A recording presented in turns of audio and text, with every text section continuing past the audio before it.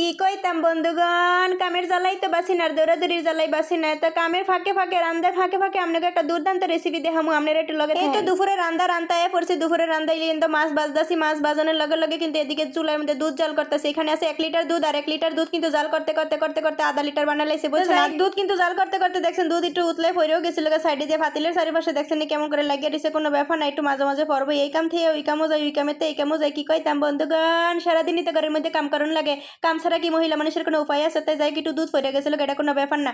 তাই যাই দুধটা যখন 1 লিটার দুধ আধা লিটার বানাই লাইছি, তারপরে একটু দুধটা অনেকটা ঘন হয়ে আছে। ঘন হওয়ার পরে এই যে দেখছেন একটা বাটির মধ্যে মানে মগের মধ্যে কি লইছিলাম, এখানে আমি 2-3 চামচের মতো লয়ে লইছি দুধ, আর এই দুধটাই কিন্তু লয়ে লইছিলাম একটু ঠান্ডা হয়েছে। তারপরে এটার মধ্যে দিয়ে দিছি 1 টেবিল চামচ কি জানো কয়ডিরে মনে পড়ছে, কর্নফ্লাওয়ার দিয়ে লাড়াচাড়া কইরা তারপরে দুধের মধ্যে ঢেলে দিছি। কর্নফ্লাওয়ারটা যখনই দিয়েছি দুধের মধ্যে তখন কিন্তু লাড়াচাড়ার মধ্যে রাখতে হইব, নাহলে কর্নফ্লাওয়ার আবার জমাট বাঁধা যেতে পারে। তাই যাই হোক, এরপরে কিন্তু দিয়ে দিছি 1 চিমটি লবণ।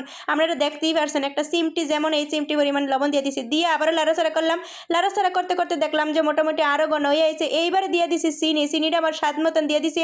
আমি দিয়ে দিছি 2 টেবিল চামচ চিনি, 2 টেবিল চামচের একটু বেশি হইব, চাইলে আপনারা একটু বাড়াই দিতে পারেন। ওম্মা, এই দুধ যেই ভরে দিতে গেছিল, আরে দুধ তুমি কি বোঝো না? তুমি কার ফাল্লায় আছো, কেমনে পড়বা? পড়ার কোনো সুযোগ নাই, তুমি একবার ভরে দিতে গেছিল, তাতে কি হয়েছে? এইবার কিন্তু তোমার আর পড়ার সুযোগ করলাম না। তাই যাই হোক, চিনিগুলা দিয়ে লাড়াচাড়া করলাম। চিনিটা দেওয়ার পরে কিন্তু অনেকটা পানি উঠে গেছে গা, এরপরে দুধটা কিন্তু মোটামুটি আরও ঘন হয়ে গেছে গা। এইবার যে কর্নফ্লাওয়ারটা দিছি দেখছেন না, লাড়াচাড়া করলেই বুঝতে পারছেন কতটুকু পরিমাণ ঘন হয়েছে। এবার একটু দুধের চুলাটা বন্ধ করে দিছি, আর দুধটা মোটামুটি ঠান্ডা অবস্থায় আমি রাখতে চেষ্টা করবো। যতক্ষণ না পর্যন্ত ঠান্ডা হবে ততক্ষণ পর্যন্ত আমি অপেক্ষা করবো। চুলাটা কিন্তু অলরেডি বন্ধ করে দিছি, আর ওইদিকে মাছ ভাজাটা আমার কমপ্লিট হয়ে গেছে গা। মাছ ভাজিটা উড়ে তারপরে কিন্তু দিয়ে দিছি এর মধ্যে, তেলের মধ্যে দিয়ে দিছি আমি পেঁয়াজ কুচি দিয়ে দিলাম লবণ, হলুদ, মরিচ, আদা, রসুন, জিয়া যা যা দেওয়া লাগে সকল কিছু দিয়ে দিলাম। দিয়ে সুন্দর করে লাড়াচাড়া করলাম। লাড়াচাড়া করে তার মধ্যে কিন্তু আমি তরকারি রান্না করবো। আর এই তরকারির মধ্যে কি কি দিতে সেটা দেখতেই পারবেন। ঘরের মধ্যে তেমন কোনো তরকারি ছিল না, এই জন্য একটা আলু দিছি, একটা আলু দিমু, একটা আলুর লাগে দিয়ে দেবো বরবটির লাগে দিয়ে দেবো, আবার বেগুন আসলে সব কিছু মিলাই এটা তরকারিটা রান্না করলে কিন্তু মোটামুটি একটা ভালোই লাগে খাইতে। তো আপনারা এখন মনে করতেছেন যে অনেকে অপেক্ষা করতেছেন যে কি রেসিপিটা বানাইতেছে। আসলে আমি দুধ দিয়ে যে রেসিপিটা বানাইতেছি এটা কিন্তু অপেক্ষা করতে লাগবে, কারণ অপেক্ষাটা যদি না করি তাহলে কিন্তু আপনারা বুঝতেই পারবেন না। তো যারা এখন পর্যন্ত ধৈর্য দিয়ে দেখতেছেন সকলকে অনেক অনেক ধন্যবাদ জানাচ্ছি। আর এই দুধটা মোটামুটি ঠান্ডাই হয়ে যেতেছে গা। ঠান্ডা হয়ে গেলে আমি যে কাজটা করবো সেই জিনিসটা দেখাইতেছি। তাই এই যে দেখেন ওইদিকে কিন্তু মশলাটা মোটামুটি কষানো হয়ে গেছে। কষানোর পরে দিয়ে দিলাম আলুটা দিয়ে মোটামুটি একটু কষানো হইব। যখন একটু পানিটা দিয়ে আলুটা সিদ্ধ হইব তখন কিন্তু আবার ঢাকনাটা দিয়ে দেবো। আলুটা সিদ্ধ হওয়ার পর্যন্ত অপেক্ষা করবো। তাই সিদ্ধ মোটামুটি হয়ে গেছে, তারপরে এবার মধ্যে দিয়ে দেবো কিন্তু দেন বরবটি। তো যাই হোক, ওইদিকে কিন্তু তরকারিটা হইতেছে, আর এদিকে কিন্তু দুধের পাতিলটা উড়াই লাইছি। এরপরে দিয়ে দিলাম ভাত বসাই দিলাম, ভাতটা বসাইয়া দিয়ে তারপরে ভাতটা হইতে থাকবো এদিক দিয়ে, আর ওই দিক দিয়ে কিন্তু তরকারিটা হইতে থাকবো। আর যে রেসিপিটা তৈরি করতেছে এই রেসিপিটা কিন্তু একটু পরে আপনারা দেখতে পারবেন। তো যাই হোক, এগুলো সিদ্ধ হয়ে গেছে, আলুগুলা দিয়ে দিলাম, বরবটিগুলা দিয়ে এবার আবার ঢাকনা দিয়ে ডেকে দিয়ে দেবো সুন্দর করে, ঢাকনা দিয়ে রাইখা তারপরে দেখতেছি যে বরবটিগুলো সিদ্ধ হয়ে গেছে। এইবার দিয়ে দেবো বেগুন। এই বেগুনগুলা দিয়ে সুন্দর করে আবার লাড়াচাড়া করতে হবে। বেগুনগুলা দিয়ে লাড়াচাড়া করলেই দেখ মনে যে পানি উঠে গেছে। আর বেগুন তো সিদ্ধ হইতে বেশি সময় লাগে না, এই জন্য সবার লাস্টে দিলাম বেগুনের।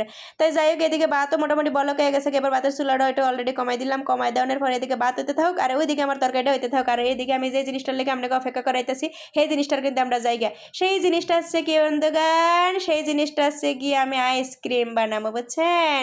এইবার কইবেন মা গো মা কি একটা রেসিপি বানাইবো, হেডার লেগে আমাকে এতক্ষণ অপেক্ষা করাইলো। আরে বন্ধুগান কি কইতাম, বাইরের আইসক্রিমের এত বেজাল বেশি। একবারে নর্মাল আমার স্টাইলে বানাইবেন, খালি গড় বইয়া একবারে নিরাপদ খাওন যারে কয়, একবারে মজাদার একটা খাওন।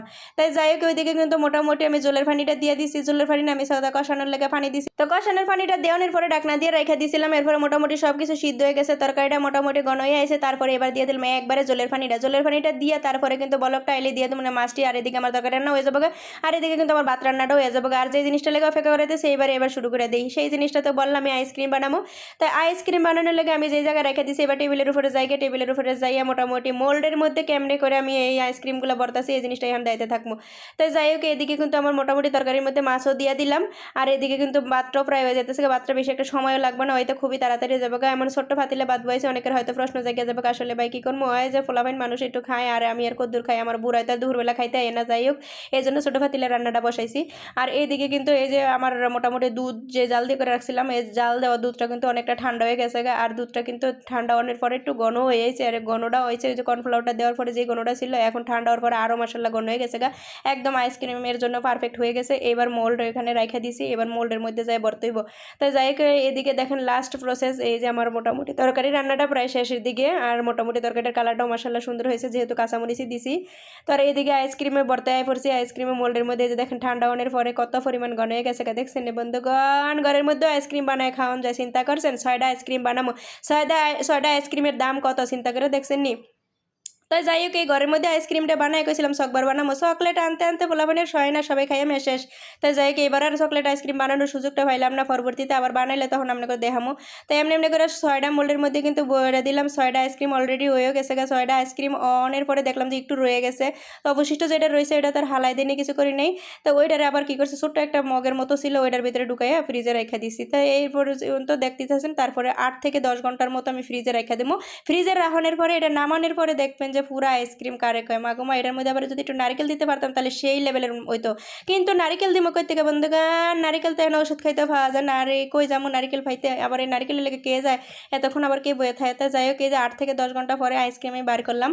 অলরেডি দেখতেছো মা হেরা যে বাইরে না, দেখছো নি কেমন কাণ্ড কাহিনী করতেছে? হ্যাঁ মনে আমার লাগে রাগ করছে, থাকো হ্যাঁ রাগ সব বাংলা, হ্যাঁ ঠিকই নিজে তুললাই বনে, হ্যাঁ আর তুলতে পারলাম না। তো অলরেডি 3টা বাইর করছি, মায়ে যে 3 জনে 3টা খামু এখন।